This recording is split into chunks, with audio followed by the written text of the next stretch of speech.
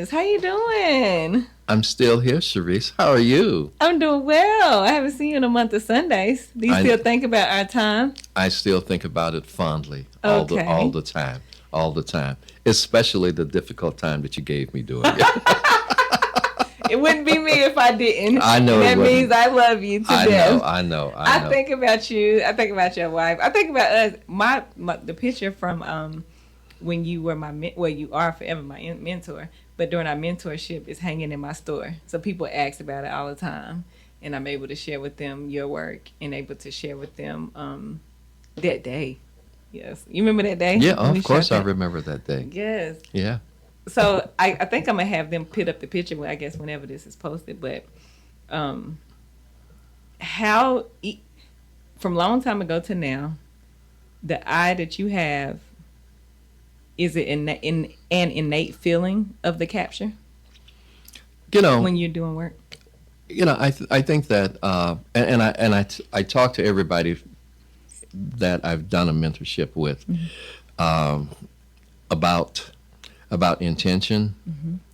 And I don't think that most people, when they begin doing photography, that they really have a clear and defined intent on what they want to do and what they want the final product to look like. And so with me, every time I'm going anywhere that I've got a camera that I plan to photograph, I've got something that I'm looking for in particular. So that sort of narrows things down. It makes me focus more, and it gives me a better opportunity to get what I want, because I've got some sort of idea about what I want. Now, I may change. I do leave room to change, because you never know what the situation is going to be. You never know what the environment is going to be. You never know what the mood of the people that you intend on photographing really is when you get there. So you have to be flexible enough to match whatever you encounter. But you do need some sort of intent, some sort of visual intent, some sort of emotional intent, and I think that's very important.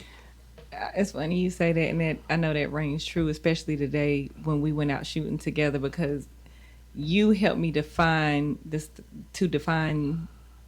style of photography I was interested in, and that I ultimately did documentary photography, capturing or documenting, as you would always say, the people who didn't have cell phones that's not documented. And so when we were out there, a lot of those people were unhoused, and you were able to show me the perspective that gives them dignity, which is what you always taught us, to make sure people have dignity, and a perspective that still has an artistic eye, even and not aesthetic so much. But one thing that you taught me and taught us that still stick with me to the day, even when I take iPhone pictures everywhere I go. I forgot the name, so don't get me, please. But making sure items, signs, different other things in the room to tell a story. What do you call it? Because you used to say a name for it. Well, I do think that you have to make sure that you're aware of everything that's in the environment. Yes, but it was a specific thing you said about it, because I believe it was when you were in Cuba, wherever it was a Bible. It was something else that gave more of detail to the story of the time, of a place. And there was a specific word that you call it, because it tells a story without telling a story, a picture within a picture. See, probably my age is telling now. Stop. More than but I like. I'm conscious of it, because when I look at Gordon Parks or I look at other photographers, we're able to tell what era simply because of typography, because of buildings. Right. So I'm very conscious of that. Is that what you still put in practice? Do you feel like these times are? Well, I think that there's there are all of these signifiers that